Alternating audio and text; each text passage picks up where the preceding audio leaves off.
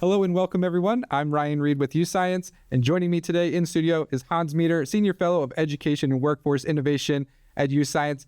Today, we are going to be discussing his new book, Preparing Tomorrow's Workforce, which will be available in January 2025 on Amazon and at youscience.com/Preparing Tomorrow's Workforce. Joining us in a bit will be two educators featured in the book to share their unique insights. First will be Amy Donahoe, Director of Workforce Development at Greater Springfield Partnership, followed by Dr. Rich Feller, Professor at Colorado State University.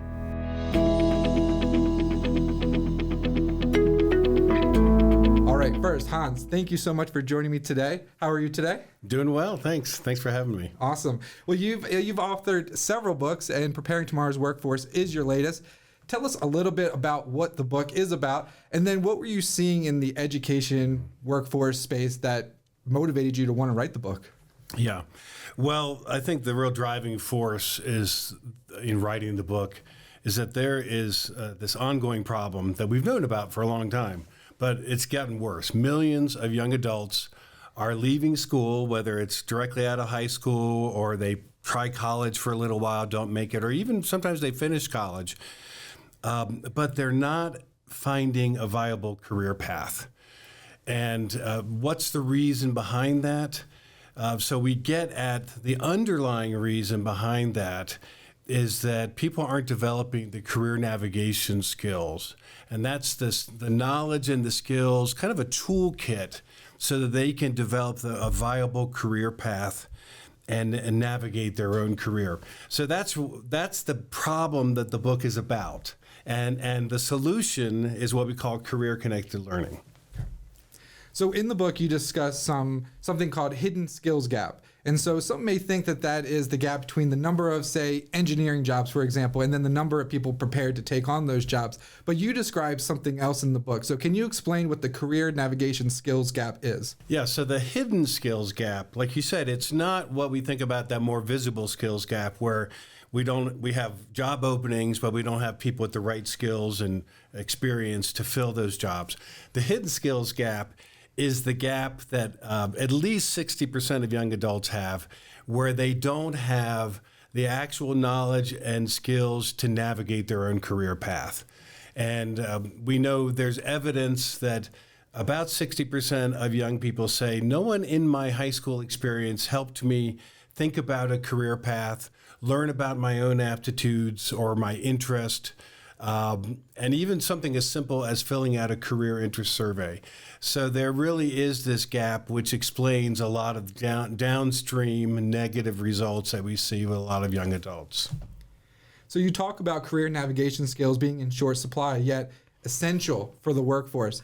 Not only that, but artificial intelligence, AI, and other technologies, they are accelerating uncertainty about what jobs will be in demand in the future. You've traveled the country, you've talked to educators. What is the ongoing impact that the career navigation skills gap is going to have on students today? Yeah. We are living in a time of relentless change, and it's accelerating. Some people are calling this the fourth industrial revolution. I like the term the AI convergence because just in the last 2 years, we've seen this new convergence of several factors. One, we have a systemic challenge with these workforce shortages. Some of it is generational. Some of it is just people don't know how to get into the best career paths. But then we have generative AI, which is changing our daily jobs immensely. And then we have robotics. We've had robotics in factories and warehouses for a while now. Now we have humanoid robots who are learning through AI and are starting to do the dull, the dirty, the repetitive jobs, even in factories and things like that. We have automation and we have autonomy. Like, for instance, I recently took my first robo-taxi ride in Phoenix. So more and more machines are able to do things kind of on their own with some programming and with sensors and with some AI. So what that's creating this immense change in the way work happens. We have two responses. Either we develop career navigation skills, which are what has been missing, or we just kind of throw up our hands and say, it's too hard, we can't figure it out. I'm hoping that we choose to develop career navigation skills. They haven't come up with robots to take over podcast hosting, hopefully. So what type of jobs do high school students, for example, want to pursue? You've been out there, you've talked to them. So what kind of jobs do they want? And then what kind of career guidance are students typically relying on? And then last part of this question is, what questions would you suggest that they ask themselves when planning for the future?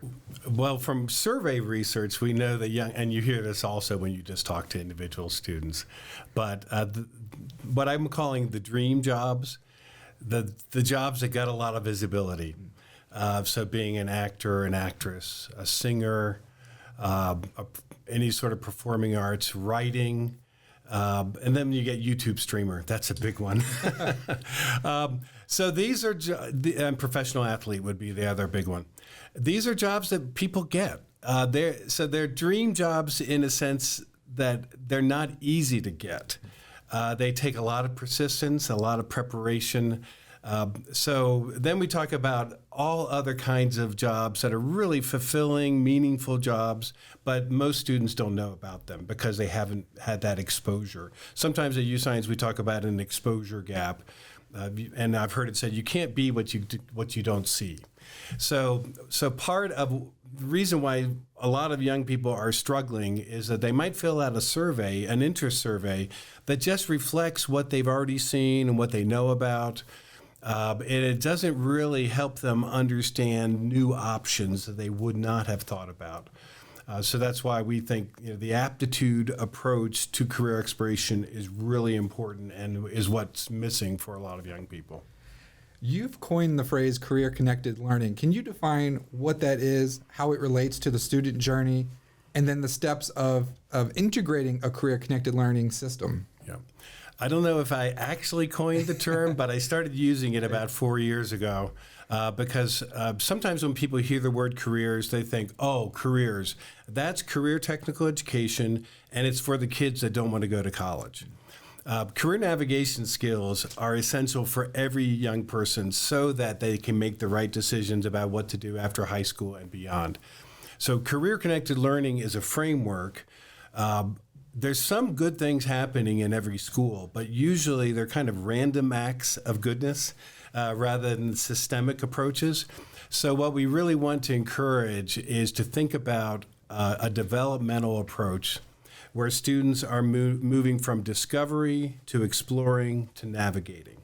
And so that's what the career-connected learning framework looks at. I can tell you more about the individual pieces of that if you want to. I'm sure it's all in your book as well. It is, Yes. It is, yeah. Hans, let's give you a break. Let's pause for a second and welcome in our first guest, Amy Donahoe from the Greater Springfield Partnership. Amy, thanks so much for joining us today. In your role, you work to address talent shortages and connect local businesses with emerging talent. Can you talk to us a little bit about the two initiatives, the innovative initiatives undertaken by the Greater Springfield Partnership and how you work with local schools? Yes, absolutely. Thank you for having me today and letting me join. So the one program I want to talk about first is our 8th grade exploration event, where we invite all of our 8th graders from our county and our city schools into a job fair-like setting. And the employers in the room have been educated on the 16 nationally recognized career clusters and the actual verbiage of how YouScience uses those. And they're able to self-declare up to 4 of those. So the students are taking the YouScience assessment prior to the event at their own school. Throughout the day, they have a scheduled time to come in to the event, and we color code all of the career clusters. So for instance, healthcare I know is pink. So as I'm coming in, I have a map as a student, and I'm also looking for pink balloons around the room to designate what companies I would like to visit and talk about. Once the student approaches the business, they're talking about what kind of careers are in that field, what skill sets are needed to do that specific job, as well as what kind of education and if there's no specific education right after high school, if I were to obtain other education ongoing, could I raise my pay throughout? And of course, they're 8th graders. They are very interested in what kind of money am I going to make. So we do ask our employers to make sure that they are willing to answer those types of questions. Lots of hands-on, so we ask them to bring their parts if they make a part. We'll have drones kind of going around the area. We have a fire truck outside, several things where they can look under the hoods of cars outside and trucks outside. International is a company that's in our region, and they come and just raise the hoods of the big rigs, and it's something that students and probably most people generally don't get to see. So it's been a really big success for us in our community. It kind of is that entry point in how we're using YouScience in our community, and then it is continued throughout in high school. Another thing that we are doing, she did mention but 2 years ago we actually decided to do local videos of, again, focusing on each of the career clusters. And with the videos, we've purchased 50-inch TVs to put in all of our high schools. And the videos then are projected. We do 3 per month, along with other things that are specific around education and internships and so forth onto the schools. And how we do that is it's kind of similar to what you'd see at a bank. You go into different banks and they have curated information on their walls and on that screen, and we're able to do that from our office. And so we're getting that into the schools, and it does have closed captioning, so that if it's in an area where there's a lot of noise, for instance a cafeteria, then they're able to kind of stare off, and we're not going to get everybody, but it is a way of getting that information into the schools and not relying really on the schools and the teachers to figure out how to implement it in their classroom and show those videos in their classroom. So the videos are all housed on a local website for us, clarkcounty.jobs, and there's a carousel at the bottom. We really kind of promote that, pull jobs from our local ohiomeansjobs.com, and then the jobs are on there for Clark County only, and then the carousel's at the bottom.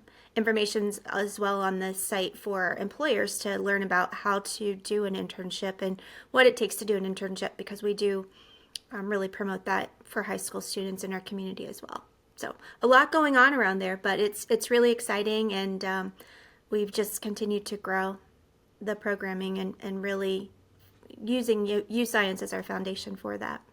Those 2 programs, they sound really amazing, Amy, and I was just curious as a follow-up, have you seen firsthand a student who is maybe struggling in school, didn't know what they wanted to do, and because of these programs, with the assistance of YouScience, they're now more engaged, they have a clear path?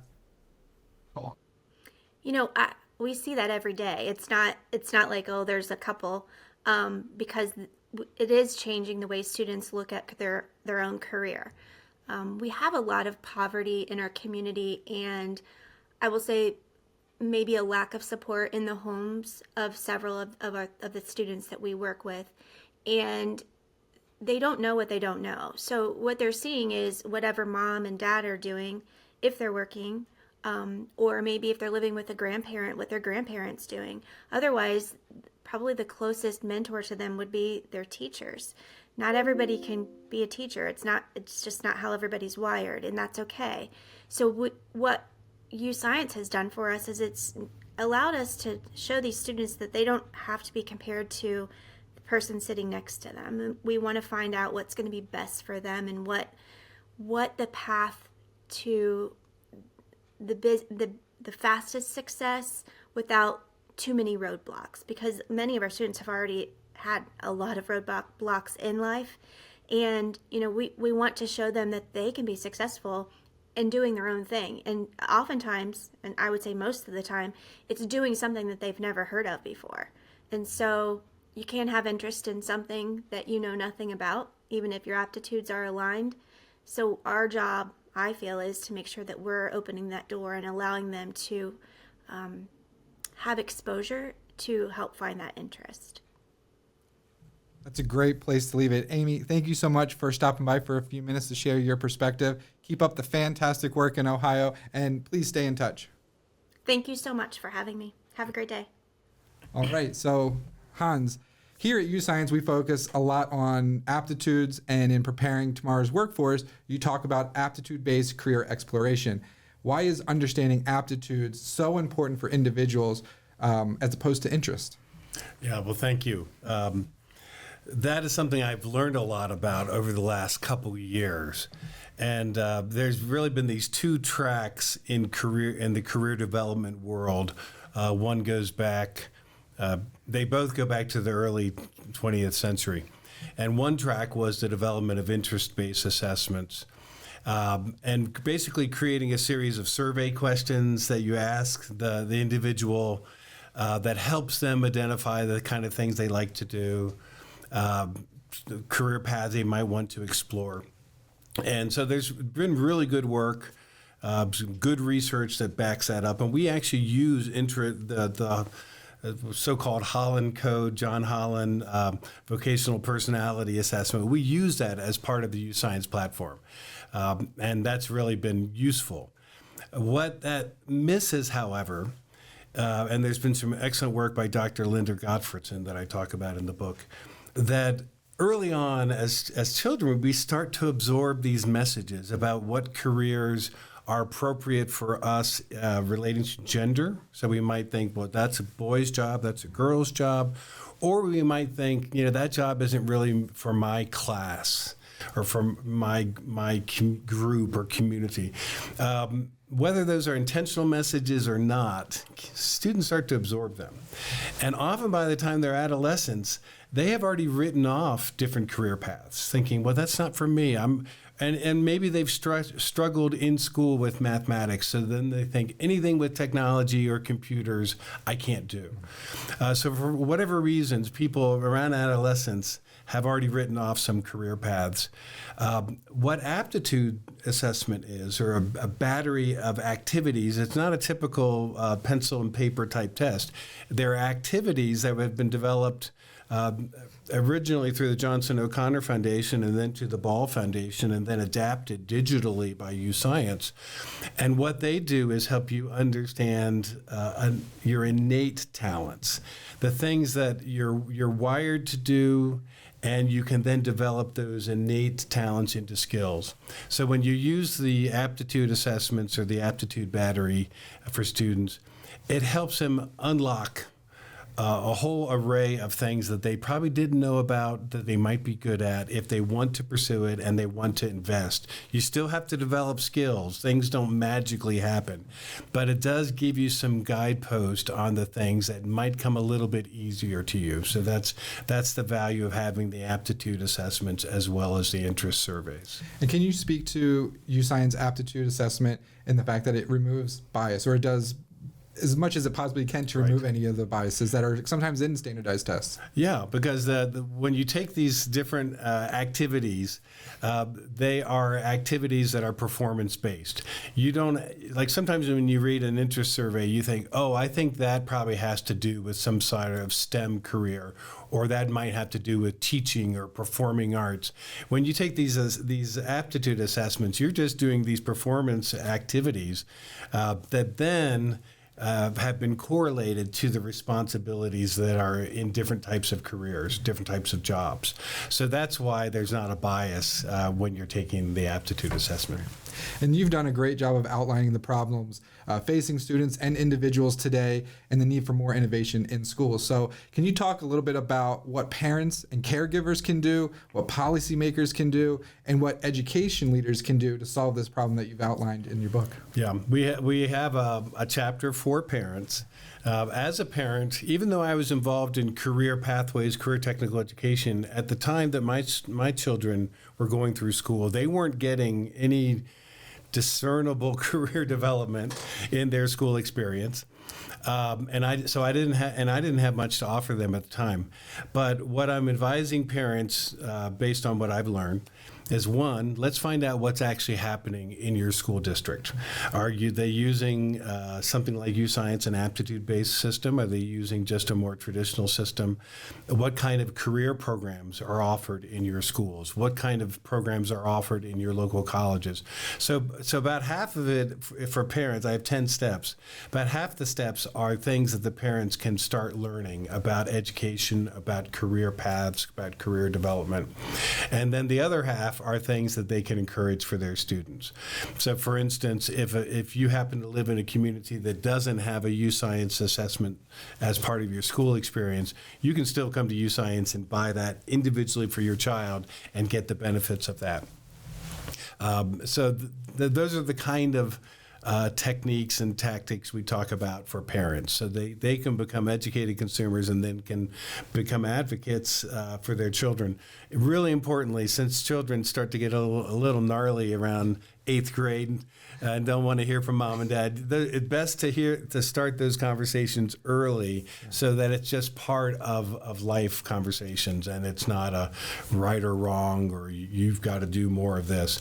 And when are aptitudes solidified, or when do the experts say? Good question. Aptitudes really start to solidify in middle school. So you can have those career conversations early. You wouldn't be giving an aptitude assessment to a elementary age child, but just to be having those ongoing conversations and really learning, broadening, helping them broaden their understanding of the world of work. And the book has some nice, simple explanations of the broad career pathways and career sectors that are there. Perfect. Can I talk about policymakers? Policymakers and then educators as well. What can they do? Policymakers, two things. Simply, career navigation skills have not been on the official radar. Occasionally, you'll have something that says every student needs to have an education career plan. Every student needs to take one career technical education course. I would suggest that career navigation skills need to be an official outcome of education. That we're going to figure out a way to, as best we can, measure the development of those skills. I define the skill set in the book. But that's the outcome. And then we can trust and give support for educators to help them develop the tools, such as the YouScience BrightPath platform, to help support the development of those career navigation skills. So one, establish the outcome, but don't make it just an unfunded mandate. We also need to have sustained funding for the professional learning, the resources, and the technologies that support career navigation skills. And then, so that would be the two main takeaways for policymakers. And then for educators more generally, similarly, school leaders, school superintendents, school principals need to realize that academic learning preparation is non-negotiable, but it's not enough if we continue to ignore career navigation skills. So making that part of the culture and the expectations of the schools, and then we lay out how to develop a career-connected learning system, a systems approach. Rather than islands of excellence, we need continents of excellence. So how do you take all these things? Some of the things are already happening, but then you've got some gaps. But how do you pull these into a career-connected learning system in order to develop career navigation skills? You really do need all three pillars working together to help students. You bet. All right, Hans, let's conclude our show here with our final guest. Joining us is Dr. Rich Feller. Dr. Feller, thank you so much for taking the time out of your busy schedule to join us today. You know, you wrote a recommendation for preparing tomorrow's workforce, and I'm curious to hear from you why you think it's important in today's education landscape to have a book that clearly outlines the importance of connecting school and work through aptitudes. Yeah, Hans's work is critical because there's only two kind of workers. There's the owner and there's a temp. And we have to teach entrepreneurship and give people the career navigation skills to be entrepreneurs, but also recognize every worker is a temporary worker who has to continually upskill, maximize their aptitudes as fuel to really navigate a lifetime of transitions. And I think the whole issue of kind of career-connected learning is critical if we're going to help people really understand the aptitudes that are needed, the interests that are critical to mastering what it is they want to do for passion and live on purpose. And a book like this critically looks at how do we holistically help people navigate a lifetime of transitions. You've been in education for a while, and I'm just curious, the issues that Hans is outlining in his book, have you seen that firsthand? Can you give us some of your experience of what you've seen? Yeah, I come from a background of understanding vocational education when it was called that and helping young people navigate career guidance back in the Boston area during integration. And I would say to you, we have to find a way to help young people gain a growth mindset that they might not know it yet, but they can learn it. And I think with career navigated principles, we help people look optimistically toward their future so they think it's going to be better for them. Rich, thank you for joining us so much. And I've learned a lot from you. So there's a lot of credit that goes in the book back to you. Tell me a little bit. I know you've looked at helping people navigate their careers at what we typically have called retirement age. But what have you been doing with older adults and helping them navigate that next path beyond a traditional career? Yeah, I feel very lucky. I was trained by Richard Bowles, who wrote What Colors Your Parachute, and I've lived through that period. And now we have to go beyond the notion of really understanding parachute and think about how do we finish strong. So I'm working with a lot of folks who are over 55 and helping them understand they have to look at how do they find possibilities, what's next for them, how do they gain some sense of new identity as they give up their what was I to what I'm becoming. And ironically, that's the same as what's important to young people. Thinking about their past, they identify with what their parents did, but really what can they become? And what I love is this whole notion, if we give people some feedback about how they get into flow, whether they're 16 or 61, and tap into the natural aptitudes that really drives what makes them succeed and find mastery, both young people and older people find a life of possibilities. It's great. In the book, Hans talks a little bit about artificial intelligence, the changing of the workforce. So if you were meeting with young people today, what sort of advice would you give them so that they are prepared for what's coming or what's already here? I would say, can you imagine being a worker today and not knowing how to use the internet? Well, I would say to young people, think about the future and the power of what artificial intelligence is going to let you do. It's really just a research assistant. It's something to help you learn in real time, something you need in your own technical education. So use it as kind of a free graduate assistant to help you navigate how you learn and how you work. And we can't separate learning and work today, so artificial intelligence really becomes a full-time tutor for us. Rich, I know you do a lot of traveling and interacting with people around the country. What's your sense in terms of this message of career navigation skills for every student, career-connected learning as strategies? How far along are we from your experience? Are we at 10% or 90% or somewhere in between? Yeah, when I think about the transition of what we're trying to do with this whole idea of aptitudes and career-connected learning, I think we're about 30%.